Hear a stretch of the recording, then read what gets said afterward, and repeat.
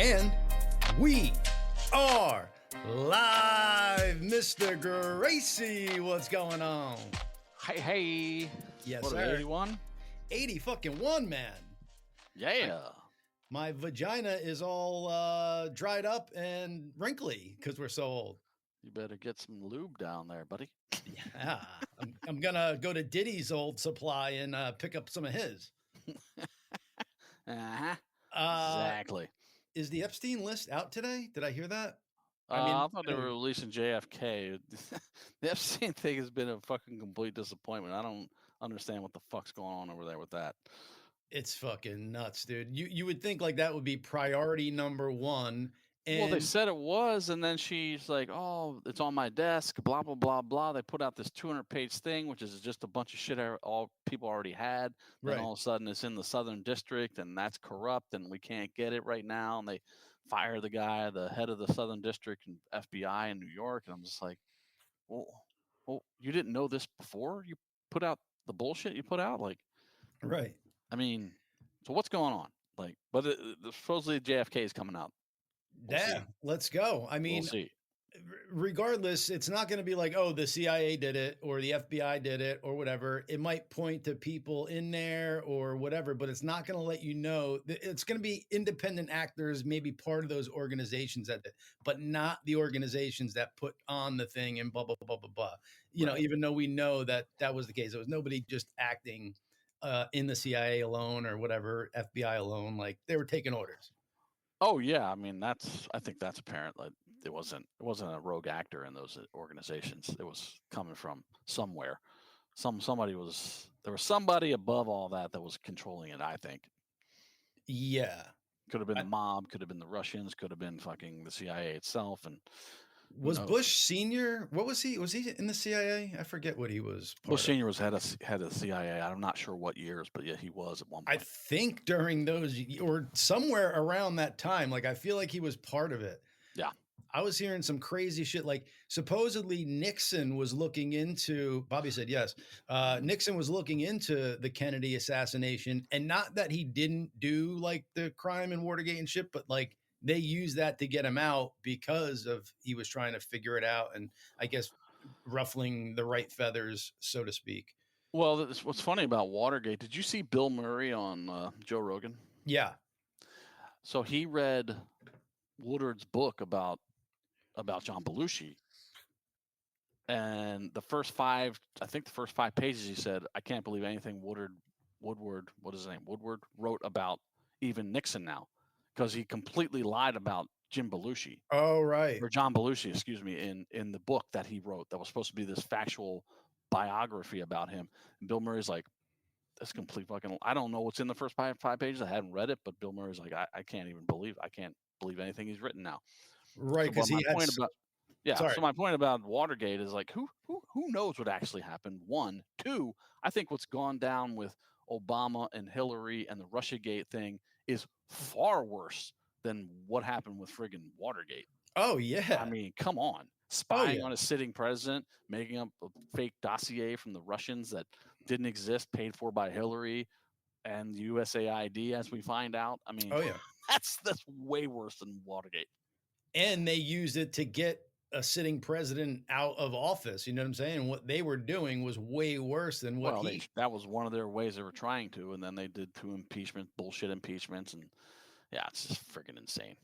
And now you have rogue judges like passing these orders to like stop illegal criminal aliens from being deported. What the fuck are we doing? Like, what is going on in this country? It's insane. When does a judge have more power than the president? Like, right? How was he was calling for the airplanes to turn around in midair and come back, like to bring back the Tronde, however you say it, the Venezuelan horrible gang members. That's who we wanted to bring back for due process. As far as I know, aren't U.S.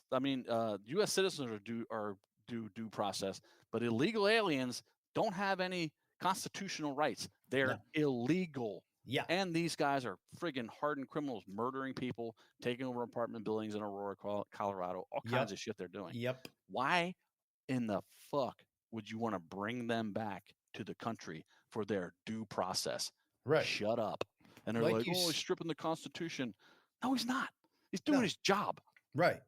So are you just supposed to, so does everybody get due process? So if Osama bin Laden, when he was alive, came across the ocean, walked onto these shores illegally, and we caught him, do we have to put him to trial, or can we fucking take his ass, throw him in Guantanamo, or deport him back to his country? You could deport them back to their country, whatever. They're here illegally. There's no due process for them. They're not on our law books. It's like crazy. Well, Stephen Miller was on CNN. He's like, oh, so does a judge have the right to turn around a carrier when the commander in chief orders it to go to a war zone? Or does how far do these powers extend for these district judges? Like, do they get to tell the president, no, you can't send troops there, or no, you can't bomb that, or no, you can't do that? Like, how far does this go? It's ridiculous. I mean, the Supreme Court has to weigh in on it and friggin', figure this out, because it's getting stupid at this point.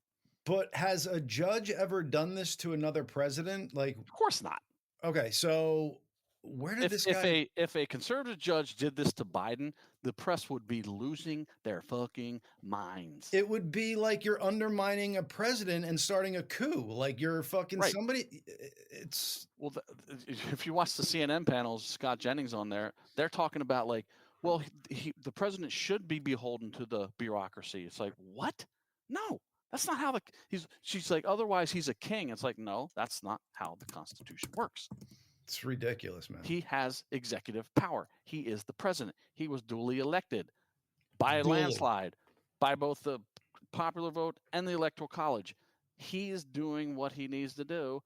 Judges just blatantly going, oh no, I'm shutting it off. They're activist judges, obviously. Yeah. And it's all about, oh, we're giving them due process, we're upholding the Constitution. No, you're just being an obstructionist to do it. That's it. Period. And what you're doing should have you thrown in jail. You're making America less safe by leaving these fuckers here and letting them, people have raped people have killed people that have been here illegally. Like the fact that you're requesting that they have due process means you should be thrown in jail for fucking doing illegal shit against what. And on that note, Bobby, play that video of the woman asking the feds, the ICE agents, for their order from a judge to deport this illegal Indian guy. Let's do it. This woman confronted ICE agents as they're getting guys to be deported from India. And listen to what she says. Do y'all have a signed order from the judge that I can see? Signed order from the judge in your pocket? Signed order from a judge? Signed order from a judge? Signed order from a judge right there? Signed order from a judge for this? This is illegal? Signed order from a judge? This is illegal. Watch. No signed order from a judge. All right, this is going to get reported. Who are you standing up for? Going to get reported. The criminals from India, and then like they said, they're deporting like the highest level of criminals first. This is going to get reported to who? Right. And you're so brainwashed. You're like, oh, do you have a judge's order for this? Like, no, they're ICE agents deporting illegal aliens. They do not need a judge's order, and they especially don't need to show some Karen on the street a judge's order who has nothing to do with it. Go mind your business, walk your dog, and try to get the brainwashing out of your mind to think that removing illegal aliens is somehow a bad thing in this country. It's ridiculous. Well, you could tell that bitch just lives in a fucking fairy tale world where the fucking air don't move. And, she just makes crazy things up in her brain. Like, do you think that guy that they had in handcuffs and walking would have thought 2 seconds about snapping her neck and fucking shitting down her throat if he wanted a piece of her food or fucking some of her money? Probably not. Probably not, dude. Yeah. And the fact that, it's just absurd, man. I didn't not think, can I throw some things around and say that President Trump can't do this? I mean, I have just as much power as that judge should have as far as what a president does, like it's fucking weird, man. Anywho, so what else is new, Chad? Did we have a good weekend? That's always a fun place to start. We had a good weekend. Yeah.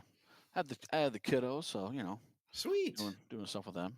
Made pancakes on Saturday, which is my tradition. Do you do designs like Mickey faces or anything cool like that? I used to, and I had little molds, but the girls have outgrown that. They just want chocolate chip pancakes now. Yeah, I Easy. know that.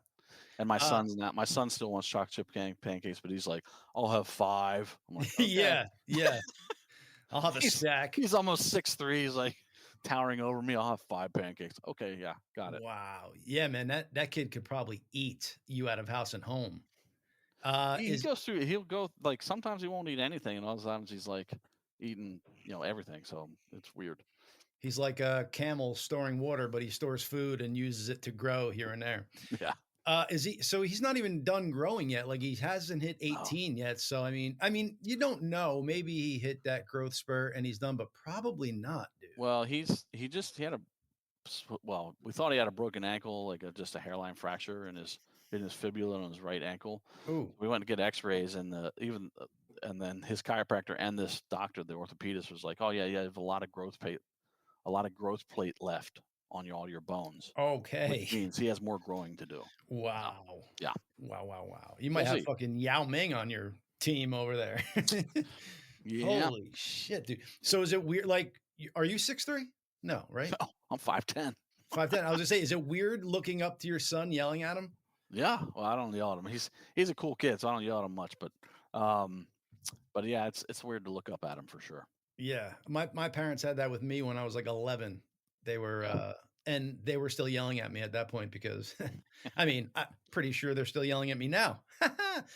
Anyway, but yeah, a lot of cool things on the horizon. So I believe the audience knows that I was in that Ed Kowalczyk video. It was Ed and Ed, I guess they're doing Collective Soul live thing.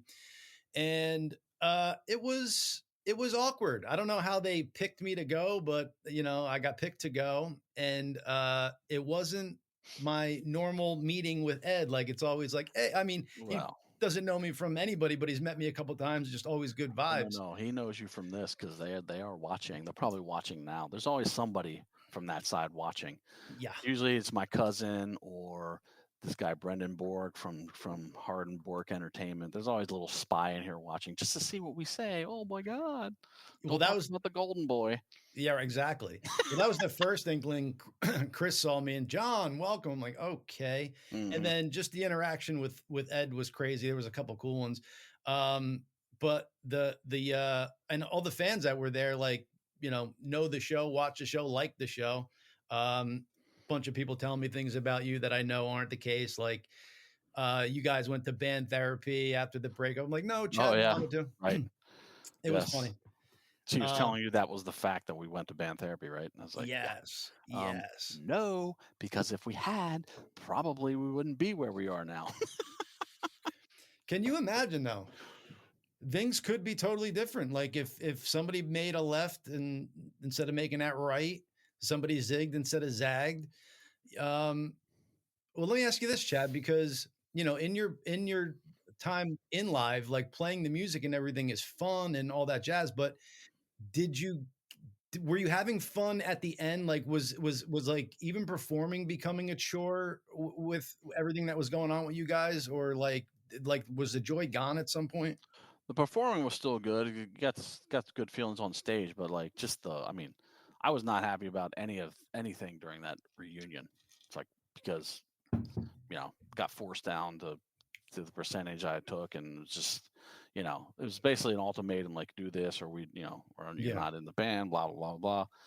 No, I was not happy the whole time doing that. I put on a good face, and then and then they pulled the shit with Local 717 where they had Robin play drums on it. And I don't fault Robin for that. I wasn't even sent the songs. I was never even allowed to play to the songs. So what was it was wild. And apparently, the more I find out, the more I figure out that maybe Ed was behind most of that. I was just saying he had a shiny new toy he wanted to try out. Right. What would be the reason though for him to want to say it's you on there instead of Robin, or did he think like the fans would be? He didn't say that. That came down from management basically, and like listen, just pretend that it was you. Oh, right. Okay. Sounds good. That sounds like a good thing to do to the fans. Yeah, let's just pretend I was the drummer. Sure. Yeah, because they know people would have been like, what the fuck? This is why do they have Robin on there when Chad's perfectly capable? Yeah. But anyhow, let's bring on our guest, Mr. Wade Simmons. If you want to turn on your camera, brother. What's going on, Wade? Oh, pretty good. Hey, what's up, Wade? Yep, I got a little cap over my camera, but I'm doing pretty good, man. I know that cap. That's called the jerk off cap for when you're spanking your monkey and you don't want them to see. I know that very well. Damn, we're just going to start like that, huh? Right into it. Yes, yes, yes. How you brothers doing today? Awesome. Good, thank you. That's great. Wade, you got some cool things. You've been in the funeral business. This is something I found pretty dope for like 15 years. What were you doing in the funeral business, if you don't mind me asking? So I've been in the funeral business for about 15 years. I actually went to school to be a mortician. The school was tough, but I actually started working in a funeral home in high school. So I was about a senior, and my teacher, Miss Anderson, she called a funeral director by the name of Spencer Lee Jr., and he told me to wear a white shirt, gold tie, black suit, and I was wearing one ever since. So I ended up going to college, and like a lot of people don't realize, like mortuary science is like, it's tough. It's it's like when you go to school to be a mortician, you're going to be a surgeon. Sure. You're going to be a lawyer. So it's a lot to it, you know? Yeah. Even like an esthetician, because you're doing makeup and hairstylist. Like there's so much that goes into it. It's science, it's beauty, it's like you said, law probably for what you need to know. Do you get nervous around dead bodies, or did you in the beginning? Not at all. Like I said, I started in high school and I kicked right in. Like it never scared me anything like that. Like it, once you be around it long enough, it's like everyday life, Sure. But the one thing that I feel like doing that kind of work, to me, it made me more adventurous. Okay. Because like tomorrow's not promised to anybody. So like you just gotta live, So did you ever experience any like paranormal stuff around this? No, but it was one time I had a funny experience though. I remember once, because I used to stay overnights at the funeral home on Saturday nights. Okay. And one day, I think some lady had some expensive sunglasses that she lost, and she claimed somebody stole them. So I guess one of my coworkers had rewind the cameras back and forgot to tell me. So I was sitting in the office and I saw somebody walk past. I said, "Wait a minute, now hold up. Now, either I'm tripping or something." But then I had looked again. I said, "Okay, they rewind the camera." But I was literally getting ready to go home and tell them they're gonna have to get somebody else. Wow. So that's okay. So if you would have experienced something, you would have been like, "I'm out." Yeah, I'm out of there. Okay. Yeah, I never to return to it again. My mind would play tricks on me. Even if nothing happened, so to speak, I would be imagining like, is something hand moving under that white sheet, or did I hear something, or, did you actually do embalming and stuff, or did you? I went to school for it. So like in Illinois, because that's where I am currently. I'm also pursuing a license out in California too, but here in Illinois, like you have to do both. So you have to be a funeral director and an embalmer. Some states got it, but you can separate it. But I mean, you might as well just do both. But I know some people really don't care for the embalming side, because to be honest with it, you have to really be good at it, like because you're actually, pretty much helping somebody remember their loved one. And so like it takes a very special person that's talented enough, because again, like what chemical you use, what type of dye it has, and all those things affects the appearance of the body.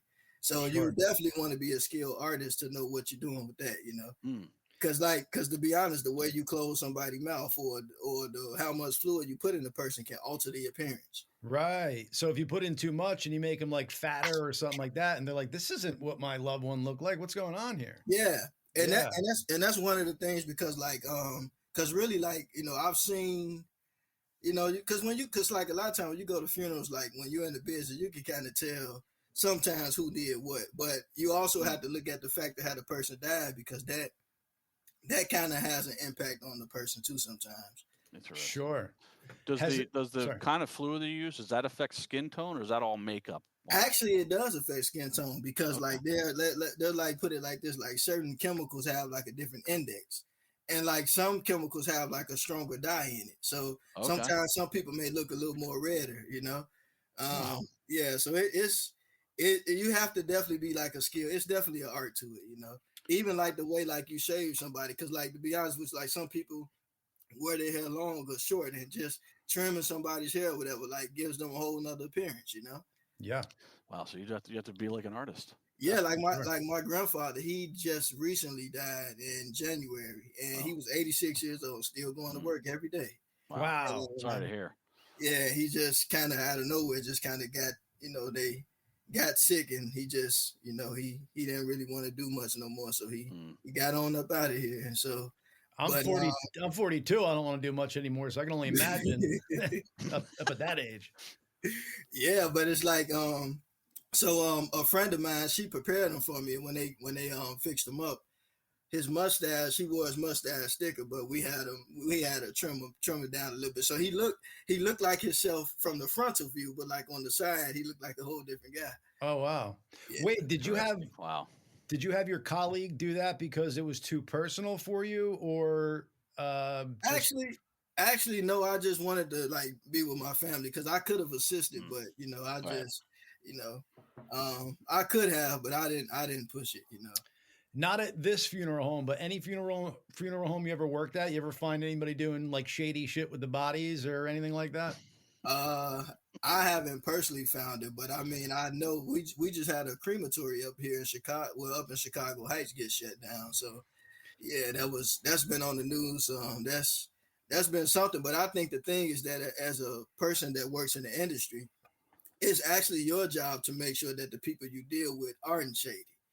Because again, you know, people entrust their loved one to you, so you have to uphold that reputation. Because like, and that's one thing about me. Like, I'm really firm about that. Like, you know, if somebody entrusts their loved one to you, you should like make sure that you're dealing with people who really care about it. Because yes, it is a business in the industry, but you also have to remember that even though that person is gone, they're still a person, you know, and they should be treated with the utmost respect. So I think it's due diligence, like for people in the funeral business. Like if you deal with crematories or whoever, don't send anybody that you wouldn't send yourself to, you know?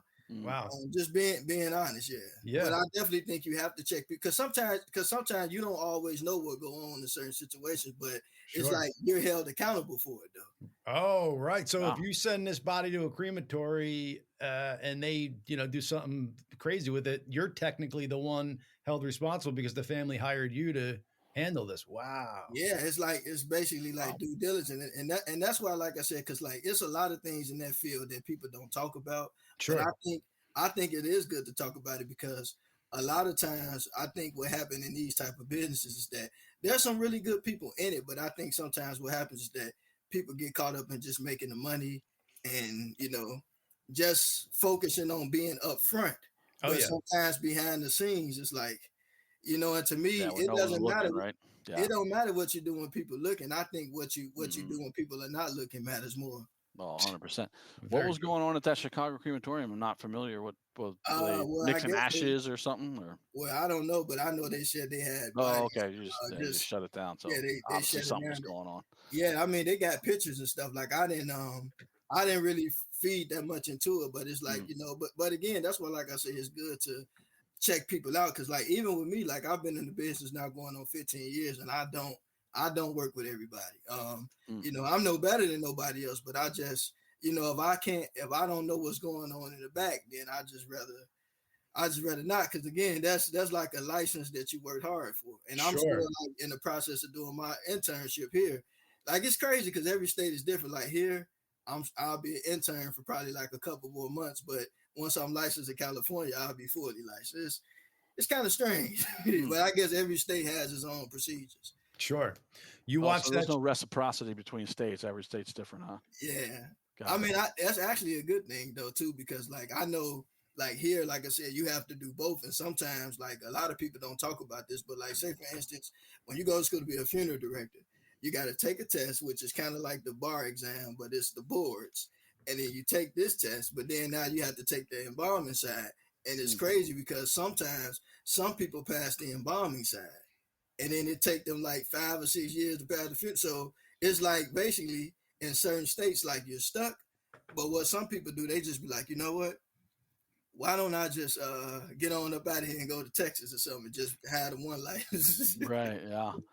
Which one's harder in your estimation? Is the embalming side or the director side? For me, I think the embalming side is more hard because, like, for me, like the funeral directing side is more like religion, law, kind of common sense stuff. Even though the test is kind of tricky, but it's like, you know, you look like they want you to know Buddhism, Christianity, Judaism, Islam. Oh, wow. Okay. Because you're dealing with people, and like the one thing, and that's the one thing that I do like about their business, right? Is that you learn a lot about people, you learn a lot about their faith, you learn about just about who they were. And I'm not gonna lie, like I like seeing, I don't like seeing people lose their loved one, but I do like to see families come together, hopefully on better terms than just those occasions. But I feel like sometimes when you really like being in that type of environment, it just motivates you to live, you know. It just like that's one thing about me. Like I tell people, yes, I'm in the funeral business and I love what I do, but death is not my life. Yeah, yeah. There you go. So our producer Bobby said that the crematorium was not giving people their real ashes, so they were mixing the ashes together. Yeah, that's crazy because like that's not the first time. Like I remember I went to a funeral director conference in Tinley Park, which is another part of Illinois. This was maybe oh man, probably like 6-7 years ago. But there was a guy named Dr. Snow. He was an archaeologist, and he was brought into a crematory, I think down in Ohio, because I think something happened where a lady, I guess she was walking her dog or something, and her dog like went up in the crematory or whatever, and they discovered that they had like bodies everywhere. So it was crazy, but they brought in like the police and archaeologists, and they were like giving people back like some type of powdery substance. It wasn't their loved one. Anthrax. I think that's like really like, I don't know. I think why put yourself in that boat? Like just if you can't handle all those bodies, just say that I can't do it. Yeah, exactly.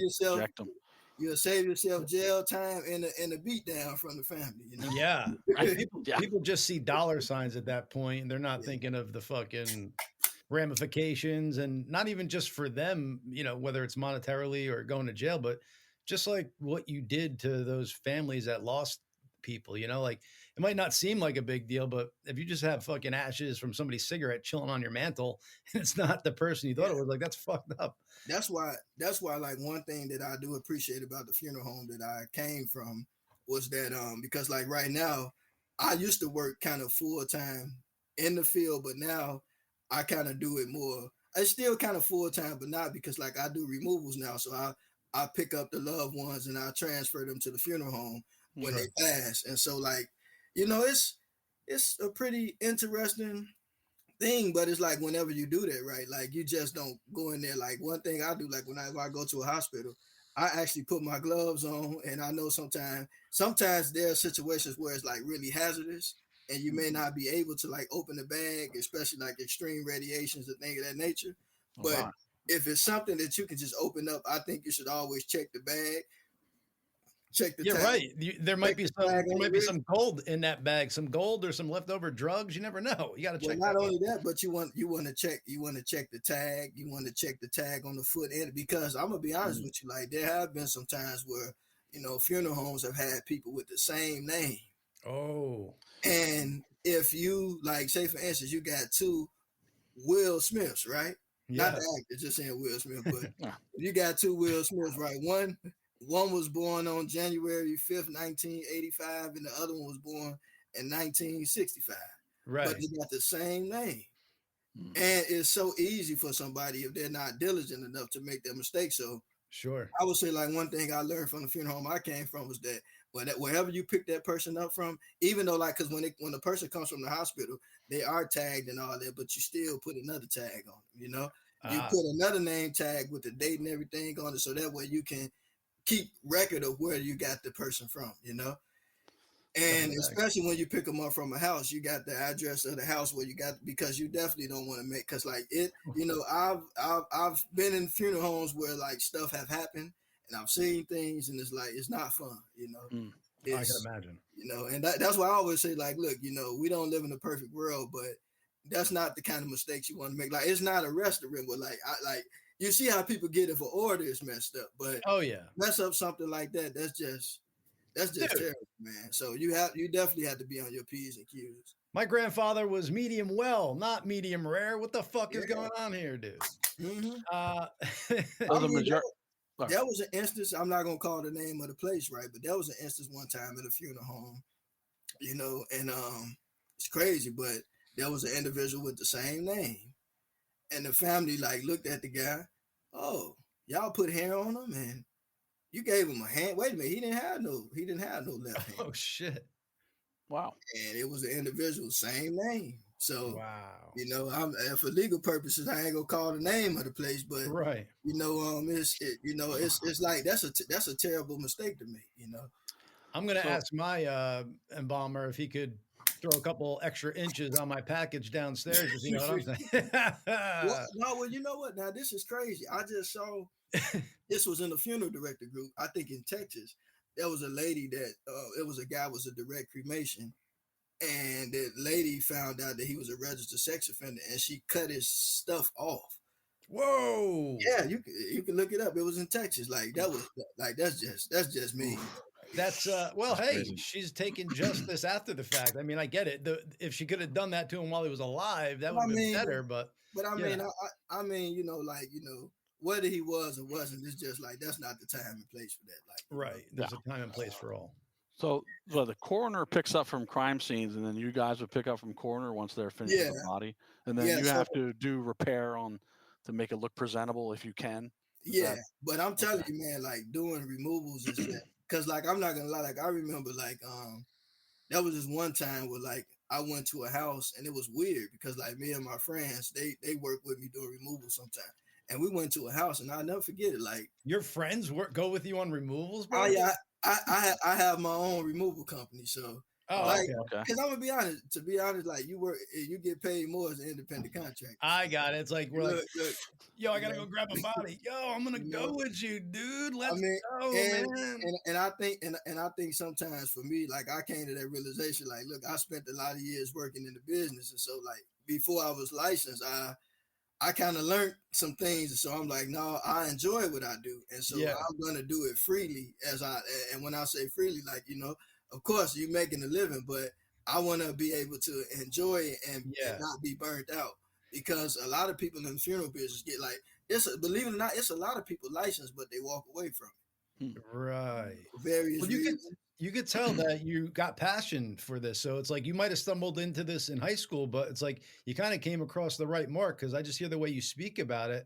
And you're the person I would want dealing with my loved one, somebody who cares about them and is thinking about places they're going to send them as far as crematory goes. Like you're taking the extra step and that it comes across in the way you speak.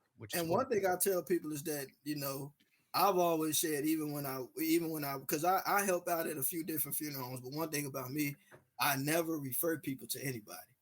And I'm going to tell you why I say that, because if something go wrong. Oh, right. Come back on you. And so I think that one thing I just tell people is that what you do is you go and price shop. See who has the prices that fit what you're trying to do. But at the same time, follow your instincts, because sometimes a person can have low prices but maybe doing shady business, right? You know? So you have to use, and so that's why, like I say, I tell people to go where you're comfortable. Do your research, because to me, I'm more about funeral service education. Like I'm not trying to, you know, get all money out of people's pocket. Like, because to me, I understand that, you know, that even after death, your family still have to live, you know. Right. So it is a business, but you have to also understand like that, you know, because I do know some funeral directors would be like, oh, they got an insurance policy and they only paid this amount. It's their money, right? They didn't even have to come to you, to be honest. Let me ask you this. What would you say, like, for the average person and like the average funeral, like what should a funeral cost? Like if you're doing one viewing and one burial, just so, like a roundabout, so people, if they hear 10,000, they know they're in the ballpark, or if they hear 5,000, they know they're in the ballpark. Probably with the way things are now, probably maybe like 8,000. Wow. Between 8 and 7,000. Yeah, the cost of everything is going up, but I don't know. It's like to me, and from doing it all these years, like I learned that, like, you know, it's not about, you know, it's not about the type of service a person has. To me, it's just about remembering your loved one. Because whether it's a memorial or a funeral, right, people are coming together to celebrate their individual life. And so to me, that's why I say I'm more about education, because again, it's a business, but I think that you should still care about people and have a heart, because like it is a business, but it's also like I don't know, like it's not like any other business, because it's like it's a little different because you're dealing with people at the worst time of their life, you know. Sure. And you have to be honest with people, like, and that's what I tell people, like, don't try to like just try to get families in and just try to know. If you're gonna work with a family, you have to treat them as an individual family, because to be honest with you, funeral business it's a business of personalization, Yeah. It's not like it's not like some of these other businesses, everybody going to get the same thing, or you have to handle people very differently. And every situation is not the same. And then you have to understand, like with the legal rights, and it get a little sensitive because sometimes maybe somebody has like 12 children and maybe 2 of them get most of the money. And now you gotta be in the middle of a boxing match, So it's man, you see a lot of stuff. Yeah, it would go down there. I had one more question about body removal. So obviously, you go to the hospital or nursing home, coroner, they're already bagged, right? So do you have to bag them if you go to a house? So when you go to the house, a lot of times you would bring your removal cot. You probably would bring like a 1-man, which is another type of stretcher, depending on the size of the person. But yeah, you should have body bags, because it Chad, you know about that. Yeah, you took the dead man in sheets down by the river. That's what this guy does. Well, I did that personally. I mean, my father passed away in our house, so body removal people came and they put them in a bag. So that's what I was asking. Yeah. It's more standard procedure. Yeah, it's more appropriate to do. But I mean, yeah, it's like, and that's the thing, right? Like, it's like in this business, it's different because you don't really have no off days. Like, you can be at a baseball game, at the Bulls game, and you get a call. And I remember when I went to mortuary school, we had one teacher. It was funny because he said, "Look, he like, if my dad called me and tell me I got to pick somebody up, I got to go. Class over with."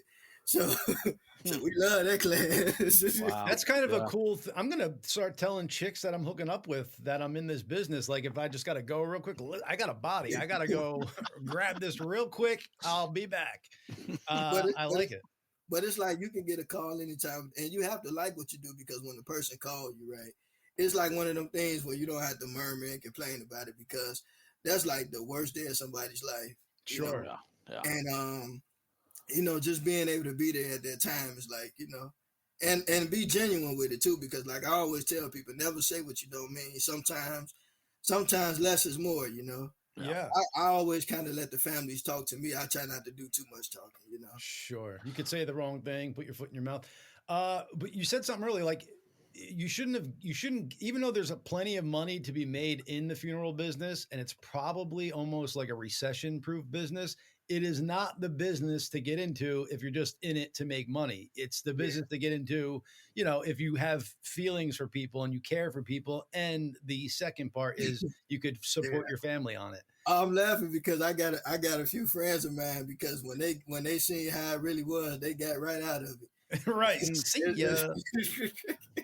Did you ever watch that show 6 Feet Under on HBO? Yeah.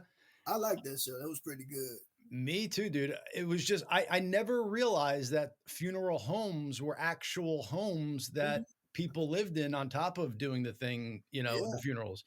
I never knew. I should have, but I've never really paid attention, I guess, being at funerals. Yeah, I know a few people that still live in theirs too. Like, I mean, it's I guess a little convenient because like, you're already there, so you can just come right down. Because again, it's not like, I know last year on Mother's Day, a funeral home called me to make a removal, and like I said, I'm always honored to do it if they call me. Like, I'm not gonna complain about it. Like, it's part of what I signed up for. Sure. Yeah, there's a lot to unpack there. But you also do some other, not that this is fun stuff, but funeral begins with fun. You do some independent filmmaking. You want to tell us a little bit about that? Yeah, so I'm also an independent filmmaker. I've been doing that going on 9 years. And how that came about was, like I always said, when I was a little child, I was going to do 2 things. I said I was going to be a funeral director, and I was going to be a film director. And I actually pursued both, because what ended up happening when I went to mortuary school, this was like 2016, And then I ended up having to start the program over in 2017. So I didn't come out of mortuary school to 2018. And then once I finished mortuary school, we had to take like these exit exams. I call it the exit career exam because that's what it did to a lot of people. But in the process of trying to take this exam, I'm like, you know what? If I don't pass this test, I'm gonna have to go to school for something else, like, or find me another trade or whatever. Because in case this don't work out, I guess I leave Chicago and go down to Arizona and just start over. So I ended up flying out to Vegas with my uncle because he owns a plumbing business out there.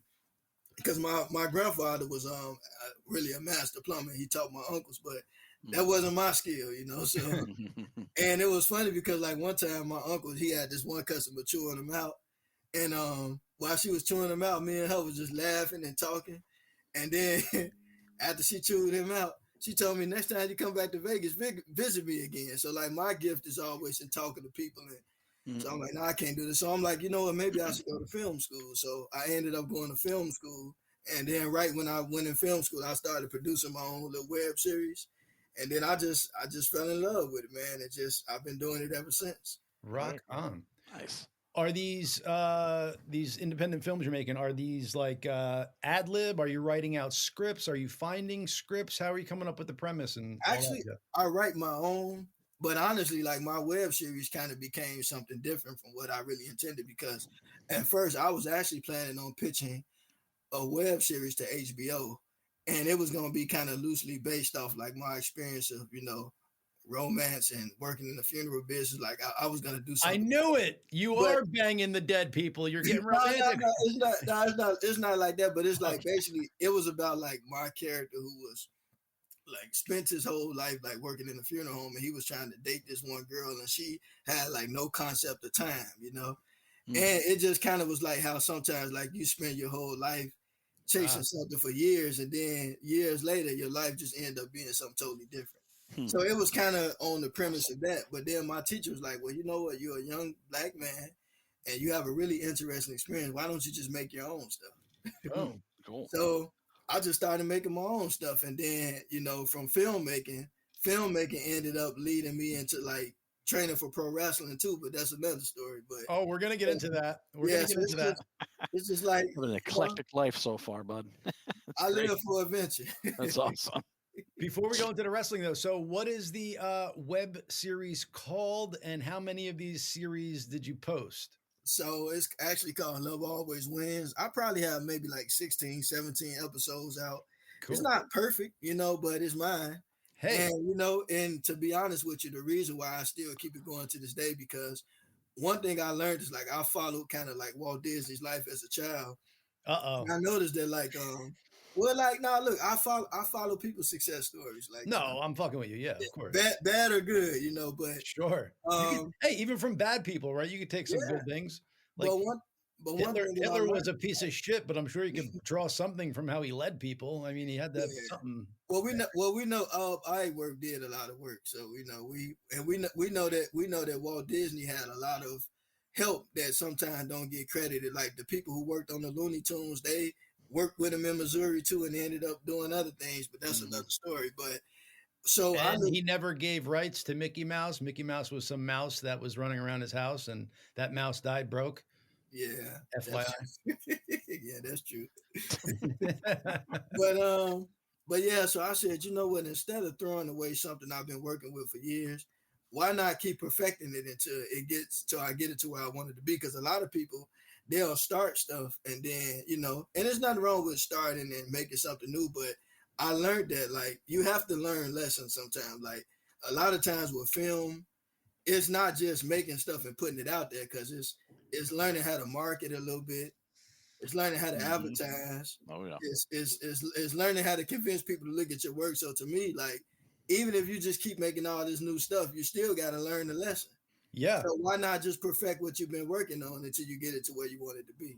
You know, 100%. Especially if you're having fun doing it. I mean, why would you ever stop? You know, like that's what I've realized more in life. Like people go to college and get these jobs all for money, and they don't realize like money is not what's the end all be all. You got to do what you love, and hopefully that brings in money, or at least just enough to survive on. And then you will be the happiest person you could be. Like if you're doing what you love, but making just a basic wage, like you're probably a lot happier than somebody who makes a fucking $1 billion but doesn't have connections to anything. Like, yeah, you know what's funny about that? You said that like I ended up when I was before I had got my license and stuff. I was working at the funeral home, and I think at one point I got overwhelmed because like I was waiting on my license to come and trying to pass the test, and at one point in my life I felt like I was just kind of stuck, you know.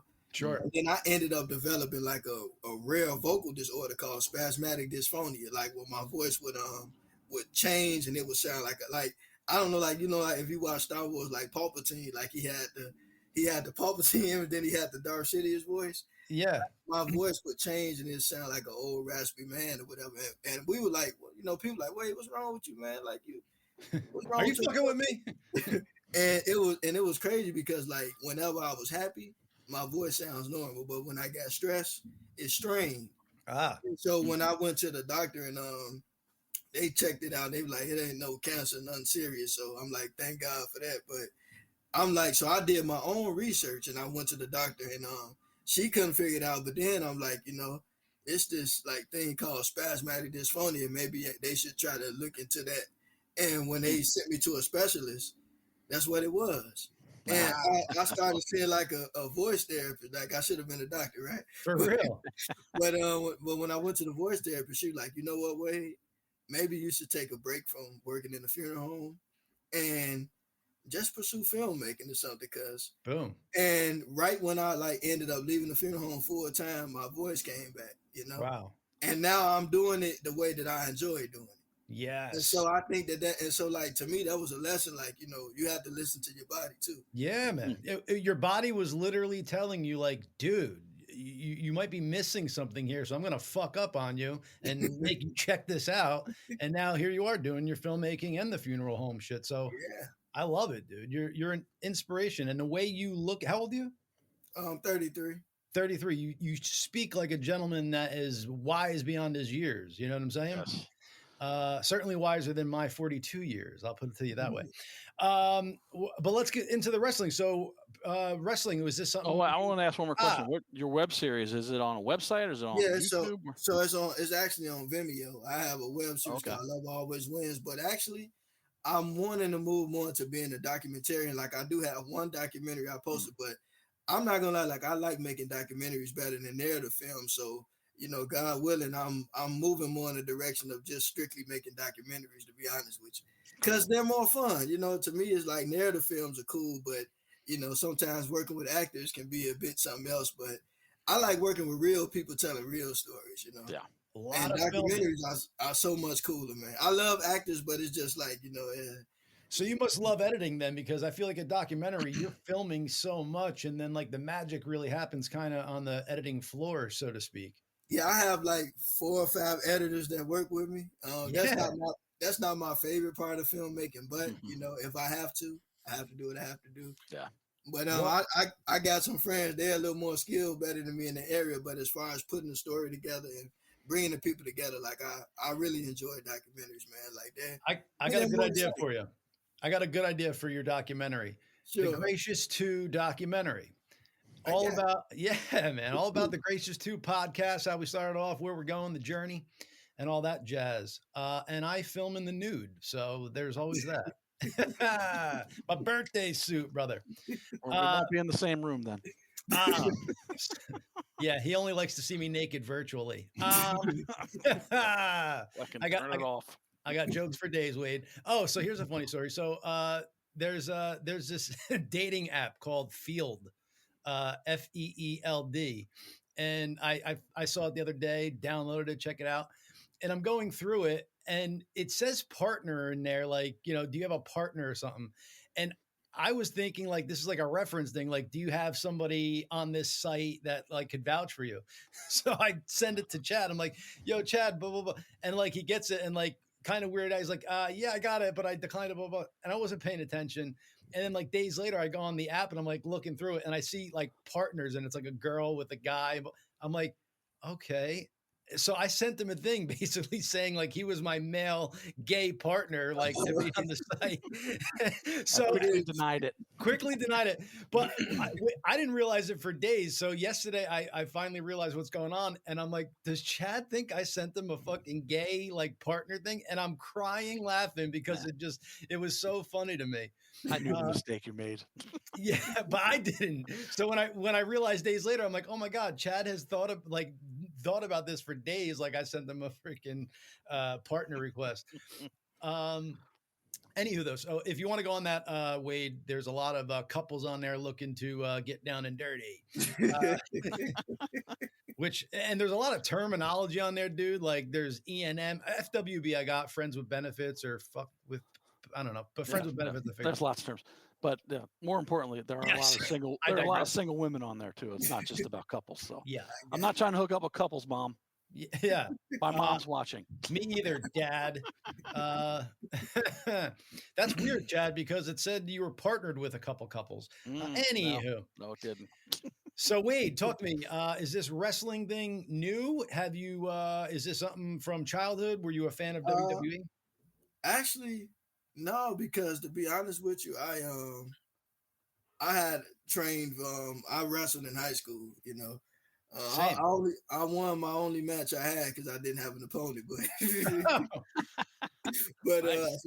so I was undefeated basically. But I wrestled in high school, but after that I didn't really think nothing of it. But what ended up happening was that I was going to make a documentary on professional wrestling because we have a promotion here in Chicago called CSW, and I know that Steve Bonds, he trained some of the people that's in AEW now. A few of the wrestlers like Sky Blue and some of the other ones from Chicago. And it was pretty cool. So I talked to him and he told me to come to the school and I can meet the wrestlers or whatever. So when I went, I'm trying to talk to him about making a documentary. He's like, man, so when you gonna start training? I was like, I guess next week. So I ended up training for like 2 years. Wow. But I met a lot of cool people, man. I met like Hornswoggle, Scotty Too Hottie. You know, a lot of people that were in WWE, they would come to the indie shows and stuff. So, wow, cool. Scotty. Wait, do you know who Billy Corgan is, the lead singer of Smashing Pumpkins? Sounds familiar. He owns a wrestling federation, and I forget which one. Bobby, can you look up which one Billy Corgan owns? So he's a rock star, but he loves wrestling, and he bought one of the one of the wrestling organizations, and he runs it. Oh, that's pretty. Yeah, that's pretty and cool, maybe I don't know if you because he's based in Chicago too. So okay, it might be because like we have quite a few promotions up this way, and man, it was pretty cool. Like I got a chance to like work shows because a lot of times with like what people don't realize about wrestlers, like even in WWE, like a lot of the guys you see working security and stuff, those are really wrestlers in most cases. Oh yeah. So like starting out, they trained us to just work security or whatever, but. It was fun, you know. I think some of the wrestlers were a little bullyish, you know, but it was fun. That's kind of the sport to be a bully in if you're going to, you know. It's like kind of. It's all about machismo and friggin'. Yeah, my bully was a girl, unfortunately, but it was kind of funny. Resistance Pro Wrestling. Bobby said. Sorry. Okay. Yeah, I heard of Resistance. Okay. Check that out. I put this up for you to see there, Wade. The ladies are starting to love you here. Miss Daphne says, what an interesting guest. This is great. And then this one is the key here. Do not put that man on dating apps. He does not need any help. That's like shooting fish in a barrel. So you got some lady love there, Mr. Wade. I appreciate it. Are you single and ready to mingle, or are you tied down and ready to... I'm tied down already. The leash is tight on young Wade. No, I'm joking. Yeah. So I'm divorced once. Chad is divorced twice. So we're enemies of marriage. No, I'm just kidding. We still have hope for love. Marriage is my enemy. Yeah, right. So to the wrestling though, that's it. That was just kind of 2 years, and then you got. It wasn't so much that. So like so basically what was going on was like basically with wrestling, they wanted us to start, you know, pursuing it a little more full time. And I'm like, for me, hold up. I'm not trying to be the next Rock. Like this is more of a hobby for me. Yeah. Right. And so to me, it was more like an outlet. Like I got my I keep my pads right here. Yeah, buddy. Oh, nice. Yeah, but it's like for me, it was more of a hobby, more of an outlet. So, because when I used to go to practice, they'd be like, "Why you coming here laughing and smiling?" I'm like, "Man, I just left the funeral home, man. I'm alive." Like, look, yeah, I'm alive, right? I'm not gonna walk around all mad and stuff, but like I'm still affiliated with it. But right now, I just kind of took a little break from it because again, like I'm already tired of doing other things. Sure. And like I said, and I'm gonna be honest, like pro wrestling is like a lot of people don't realize what they go through, but like to me, I take my head off to like some of the people who are pursuing it full time because the stuff that you endure and all that stuff, like some of these people sleeping in cars and oh yeah, you know, and not that they have to, but sometimes it's just it comes with the territory, you know. Well, but I mean, more money has come into the sport, you know, now, but I mean, especially back in the day, they were fucking putting on 3 shows a day sometimes and getting paid nothing, man. And even though it's fake or scripted, I mean, they're getting hurt, dude. You're getting slammed with chairs. They're cutting themselves with blades to make blood. You know, while it might be scripted, there's nothing fake to it. You're getting punched. You're getting kicked. You're getting, you know, you might be pulling the punches a bit, but still, you're taking some hits, man. Yeah, that's true. Yeah, I don't know any old retiree from WWF or WWE that like is in great shape, and you know Hulk is fucked up, Ric Flair, and they were some of probably the best success stories. Like there's people you never even heard of that are fucked up from that sport, and you know, just you know, it's a lot. And you know, to be honest with you, the pro wrestling world is it's a really small community. Like even though it's because like right now in the Midwest, it's booming, and you know, between the Midwest and like Florida, like it's a lot going on in the pro wrestling world. But like there are so many talented people in it. But like, you know, it's just kind of one of them things where you go, yeah, that's the one I was telling you about earlier. Oh my God. Yeah, that's crazy, ain't it? Yeah, that's kind of cool. You know? So he was a pedophile? Is that what you said? Yeah. And so she took it upon herself while he was in the funeral home after he's passed, obviously, to cut off his genitalia. Put it in his mouth. What a baller, bro. What a baller. Yeah, that's crazy, ain't it? Yeah, but that is crazy. I don't blame her, but like it's like it's vigilante justice, and it's like I don't feel bad for the dude. It's like I get it's morally wrong, but I kind of like the story, and I would like applaud her if I met her. You know, he's a convicted child fucking pedophile. Like no matter what, there's no coming back from that. I don't care if you know, fucking somehow made, you know, child hunger not a thing, or you did whatever. There's no coming back from molesting a kid. Period. End of story. So if your fucking final time being looked at on Earth, somebody chops your dick off and shoves it in your mouth, I applaud that person. Yeah, that's something. But other than that, to the Wade's like, how do we come back from this? Hold on a second here. Yeah, no, back to the wrestling. Yeah, but I don't know, like it's pretty cool, but it's like for me, like I already kind of got my hands doing, and I'm gonna be honest with you, like I'm already a filmmaker, and you already know filmmaking is up and down, so I'm not, you know, I'm doing the funeral stuff, I'm doing the filmmaking, but at the same time, to be honest with you, it's like I'm not gonna give up those things and just pursue wrestling full time because I do wrestling as a hobby. Yeah, and like I say, filmmaking already pays kind of really little. Yeah, so, and I'm not gonna quit everything and just become a wrestler. Like it's not. I'm not interested in it. I need my back and my legs, you know. Yeah, those are important. You ever think about making a documentary on wrestling, like in what goes on? I'm actually in the process of doing it right now, and I got a couple of wrestlers I know in Tennessee. They're helping me with it too. Cool. Because I got a friend of mine. He wrestled with Glenn Jacobs, who was Kane. And that's the thing, right? Like the indies, like it's cool because like you meet so many people that's doing, you know, in the indies or they're working in the bigger promotions. But nevertheless, like, you know, everybody that's doing it, they pretty much doing it because they love it. Yeah. I mean, otherwise, why would you do it? You know, like, but it's cool. Big names like Billy Corgan are getting into it and maybe opening up newer markets and stuff like that. Because I know my trainer, Steve Boss, he wrestled in WWE back when it was WWF for a little while.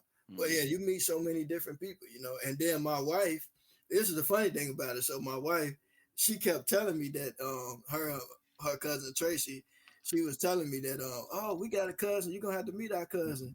She's a wrestler too, and I'm like, oh yeah, and they were like, we don't know her wrestling name. So my cousin Tracy, which is through my wife, she introduced me to Ariel, and Ariel happens to be Big Swole, who she wrestled in AEW. Her husband was Cedric Alexander in WWE. So I'm like, okay. Oh, hey now.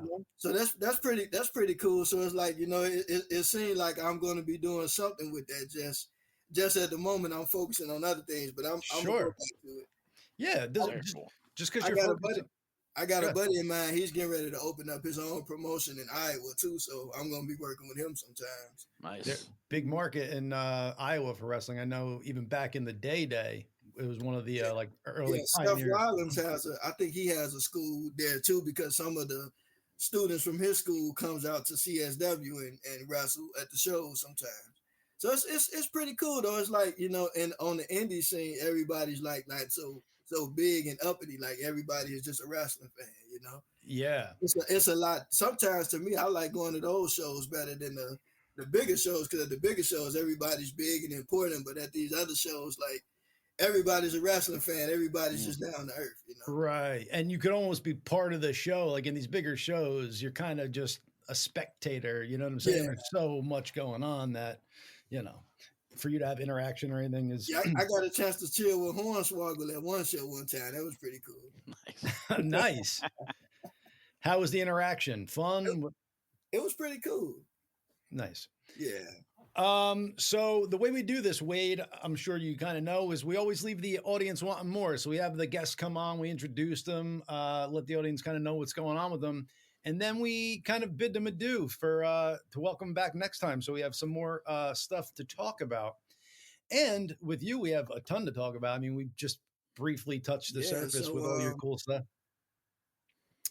So if you want to let the audience know where they could find Wade stuff, you mentioned your Vimeo and stuff, but anything you want the audience to know where they can come and check you out, if you want to. Sure. You can find me on Vimeo, Wade Filmmaker 777 on Vimeo. You can reach me on Instagram, Wade Jedi 99.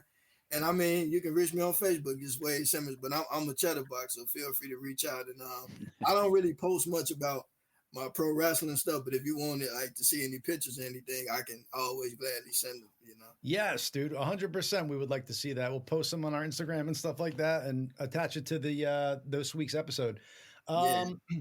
Yeah, we want to thank you for coming on, dude. You were fun. You're like a cool, you got cool vibes. Found you. I'm gonna follow you on Instagram. Nice. I got y'all following.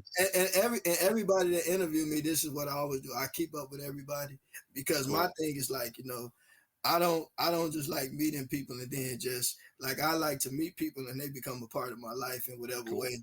I think it's like me, like working in the funeral business, to me, it teach you like really value people and to just love on everybody. Like even if like all of us, we might have different opinions on some things or this or that, but at the end of the day, we all still human, And I think that like, even like to your point, like I was listening to earlier, like I think that sometimes like us as people, like we have to give people, even with like the president and everything, people just have to give things a chance, Sometimes instead of just, like complaining about it, like this is bad, just sit back and just see, because like sometimes, people have ideas. Right. And if we don't like really embrace some changes, then nothing would ever change. So that's true. Great. Yeah. That's a great point. Beautiful. Well, love your vibes, Wade. Keep being you, dude. Keep having that great outlook on life. It seems, few and far between get you down, and that's a good outlook to have. You bring happiness, it seems, to people you talk to and touch. I don't know specifically. I'm just saying here, and from what I'm hearing from the audience. But thank you for coming on, dude. We'll have you on again, and peace in the middle. Thank you, Wade. I'm going to be in contact with you guys, too. Sounds good. For sure. Thanks for having me again. I appreciate it. Our pleasure. There's Wade Simmons, folks, the one and only. What a fun guest, dude. He's great. Yeah, I just like his whole vibe is freaking awesome. Yeah. To be working at a place like that and to have that type of, cool attitude, and it was a breath of fresh air. Yeah, and what an eclectic existence so far for him. I mean, so many different things he's doing. It's amazing. Makes me fucking, what am I doing? Even though I'm doing fucking 1,000 things, It's like you hear somebody like it's like Kevin Hart. When people hear what he's doing, they're like, "Fuck, I'm doing nothing. This guy's doing everything." That's what you get when you talk to Wade. I didn't know Corrigan had a restaurant too. I mean, look at this guy. It's awesome. Good for him. Exactly. He's 57. He had just had another baby. I'm like, dude, what are you doing? Did he? I didn't hear that part. Yeah, well, he said it on Rogan. When he was on Rogan, he talked about it. He probably. You think he's raising it or has like a nanny? I don't know. I mean, I think his wife is like 32, so she's probably. I think at least it sounded like she was, the main caregiver, but I don't know. Billy Corgan's like one of those people, like, not that he's like too iconic or anything like that, but I just don't know if I could like vibe with him. Something about him seems like, I don't know, like weird or something. I don't know. I can't pinpoint that. Like I hang out with Marilyn Manson, but just something about Billy Corgan. I'm just like, I don't know. I get like a weird. It feels like maybe an aloofness there, but he seemed pretty down to earth on Rogan. So I mean, you never know till you actually meet somebody. But that was the most I've seen him where I'm like, okay, but like I've seen him on Stern and stuff like that, and every time it just comes across like weird. Like I almost like he has like a secret, like he goes into like a basement somewhere and fucking, you know what I'm saying? Right. Like something strange. Mm-hmm. But who knows? Well, a lot of lead singers get that aura around them that like they're aloof and untouchable, and some of them are, and some of them are great. So most of them are not great, but some of them are. Right. Eddie Corgan. I mean, what? Hey now. But what else is new, dude? My favorite lead singer is probably my man. I can't remember his name. Oh, that one. Yeah, that one. Do you know the band? Mm-hmm. Maybe. So it's not his favorite lead singer. We'll just say that. You might know that guy. No, I was kidding. Kevin Martin. He's a great lead singer. He's an awesome guy, and totally down to earth, and always jovial and fun. Good point. One of the coolest lead singers I've ever worked with and met. So, and I think he had like I feel like he blended the 80s and 90s like rock music sound of a singer beautifully. Yes, they definitely. That's a good way to look at that. Yeah, because they came from Seattle, Candlebox, but that was the grunge scene. But they had this different vibe, and it was more from the 80s. Yeah, because but like the good part of the 80s. You know what I'm saying? Like it's and that's a hard note to hit because there's so many times where I listen to shit. I'm like, oh God, I don't want to hear this 80s music, but he does it well and great. What else is there? Bobby, why don't you come on and show us what you've been doing lately? And if you're sleeping, we know why. What up, Bobby? What's up, people? What a great charismatic guest. He was awesome. He was. Very good vibe. Very good vibe. Did you guys see that Denise Richards is on OnlyFans? Did you guys check that out? No, really? Yeah.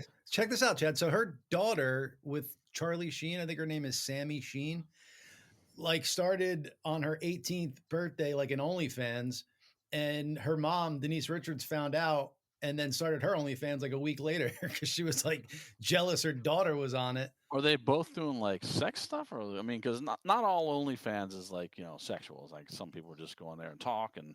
Oh, they're sexual. I don't know. Yeah, I don't know if they're fucking on camera, but they're certainly naked on camera. Bobby, pull up. I wouldn't doubt it with Denise Richards. She's a little. Pull up some articles on Denise Richards. Who's her daughter with? Is that Charlie Sheen? Yeah, Charlie Sheen. Yeah, Charlie Sheen. And dude, you might have daddy issues. There you go. Totally, and she's hot, dude. Like she's a hot chick. So it's like. Charlie's probably like, fuck, dude, I got this hot little daughter and everybody's going to want to do shit to her because I've done shit to a bunch of ladies in my day. Let's see what Bobby's got here. Bobby. Something. Repeat it. Huh? You're not speaker. Oh, my God. Dude, our earbuds, you don't have them in. Well, then how am I picking up my sound when I talk? There's echo, yeah. I don't know. I didn't change anything. Oh, dear God. Let me do this. Is this better? No. Okay. Anyway, what was that you were sharing, Bobby? Denise Richards.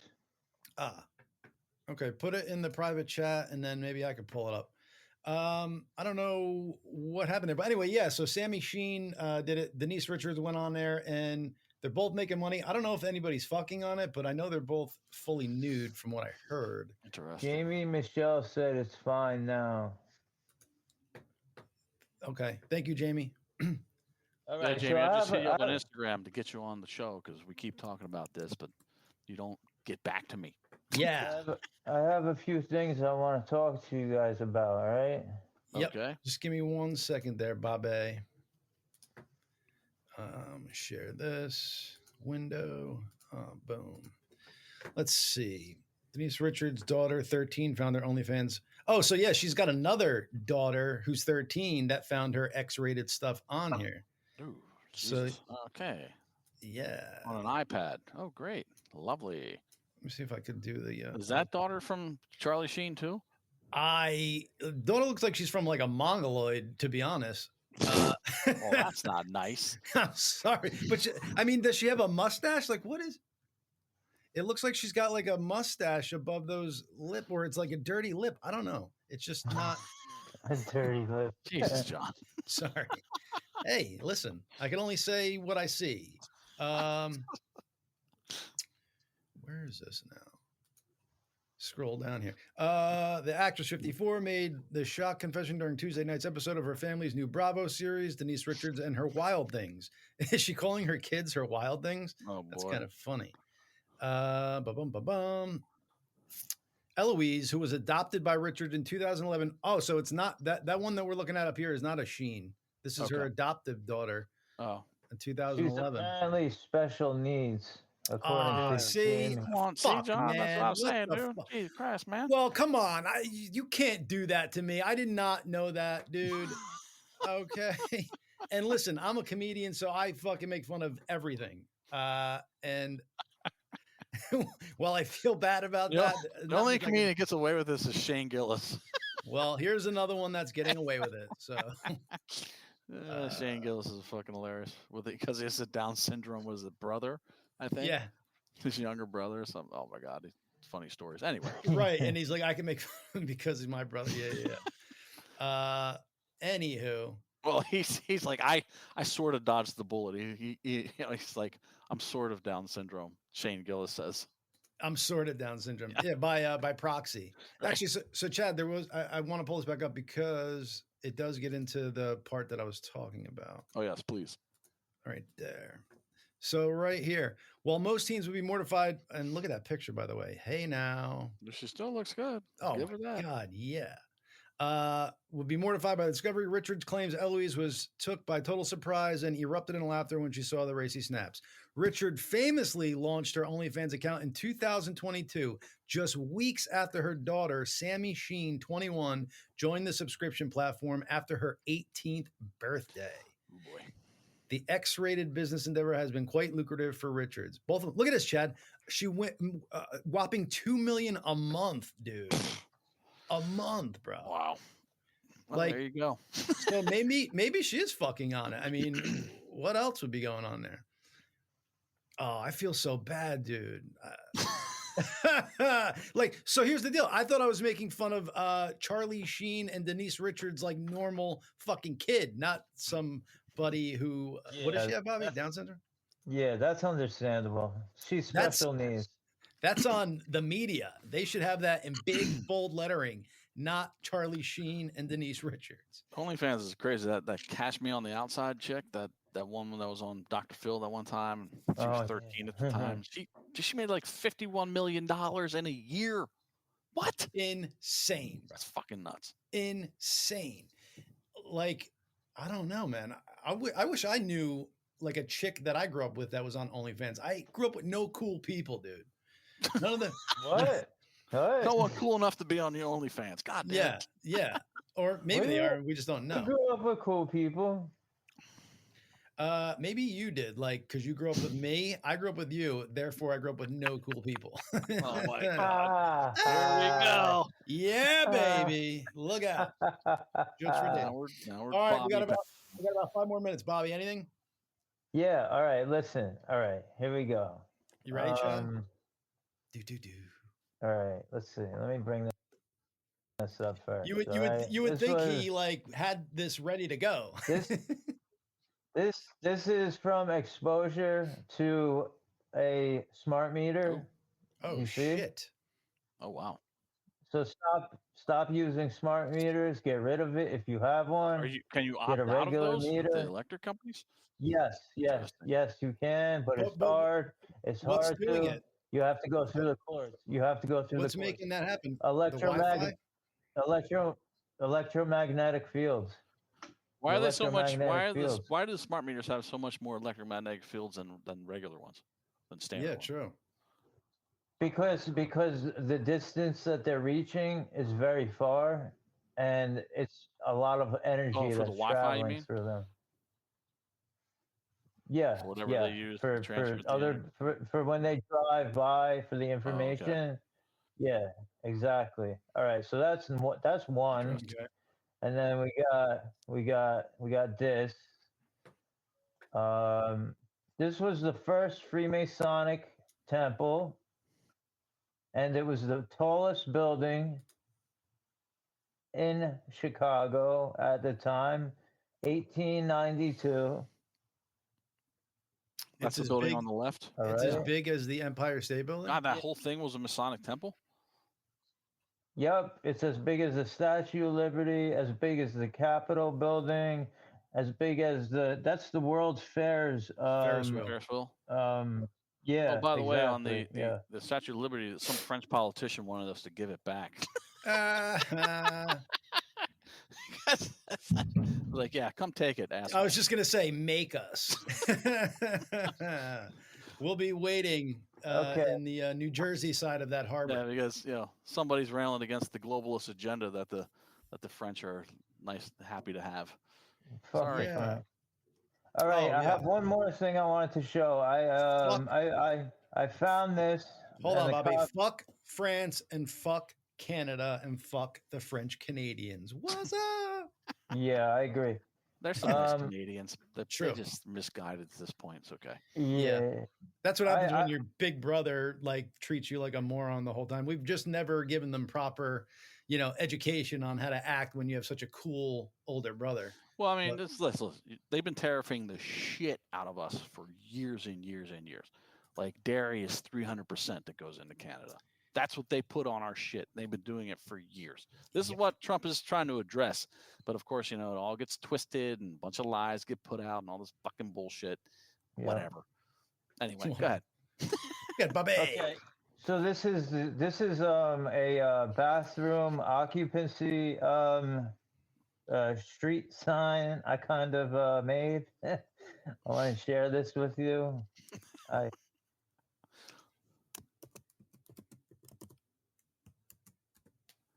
And a moment of silence. Bum, bum, bum. Tss. Are you waiting on dead air? They freeze. Up, there we go. And then it switches it. They introduced the concept of weekend breaks. He's showing us his video. Pretty cool. All right.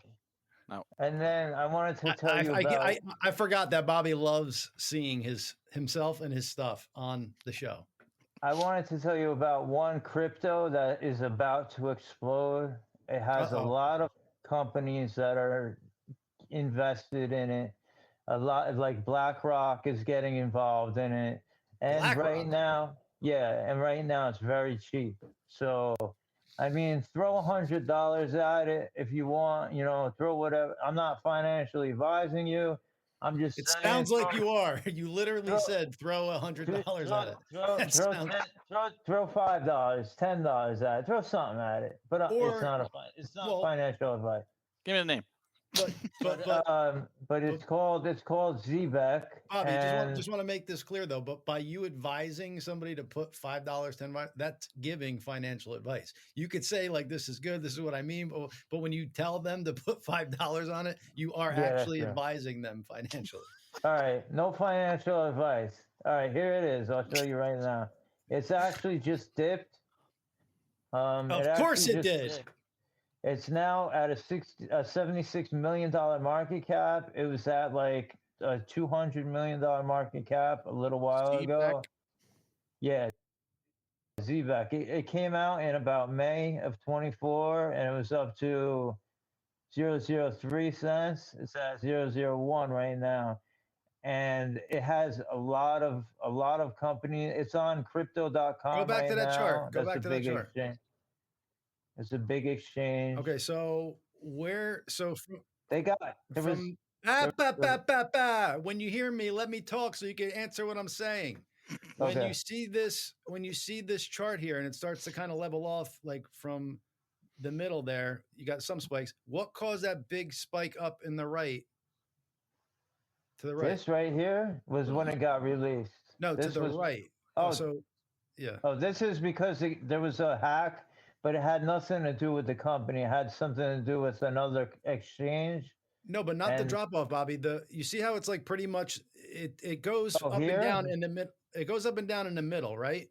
Yeah, right here. But right? it's kind of flat in the middle. Even though it's going up and down, it's kind of hovering around the same price. But to that right, it spikes up like around a couple days ago. Right here. Yeah. So what was this spike up for? People are starting to buy it. People were starting to buy it. And then it got hacked, and that's why it dropped. Yeah, and then it dropped, but it's gonna come back up. I guarantee. I'm buying. I've been buying it, so okay. I just wanna, give a little, tips. Little insight, so people could go do their own due diligence. Exactly. Yep. I called it with XRP like 7-8 years ago. I bought XRP at like 15 cents. I want to give a shout out to my nephew, my godson, Mr. Harrison. What up? Elevator down. That was for my nephew, not for any of y'all out there. I hope he's not watching the show. He's not, but my sister, every now and again, she's like, "Look what Uncle Johnny's doing." She'll play him a good part of our show, not where I'm cursing at Bobby or anything like that. Someone's asking if Pelosi has stock in this or has bought this crypto. Yeah, she probably does. To be honest with you, she probably does. Renee Harrison, pleasure to meet you. Replying to Jamie Michelle, right? They're talking to each other. Replying to Renee Harrison. That is Jamie says Canada is a special needs child with a mustache. Yes, it's Denise Richards' adopted child. Jokes. Anywho, anything else, Bobby? No, that's about it for today. I agree. You want to say goodbye to the audience? Goodbye, everybody. Love you, everybody. Keep watching. Keep watching. That's the one and only Bobby, folks. Yes. Mm-hmm. Good show, man. Wade was awesome. Bobby was okay. I love Bobby. Gets better every week. And then he gets better every week for like 3 weeks, and then has a major fall off and goes before he got better. So we're getting there. 3 steps forward, 1 step back. That's it, my man. He's got old bad eyes. Anybody know that lyric? Anywho. Oh, wait, is that? Yes. What else there, Mr. Gracey? I think that's it, man. We'll do an Instagram show this week. Okay. And there are some guests that we might have to do one of our bonus shows because they're having a Tuesday conflict. But all good things on the horizon, folks. We appreciate everybody who's been on this journey with us and listening to us and watching us from the get. You guys are awesome. Kind of what has kept us going on this journey for so long. And you're just getting bigger by the week. So we appreciate you guys putting a word out there. Keep it going, share, follow, all that jazz. Let them know who you're listening to. And let's do it. Thank you. Peace.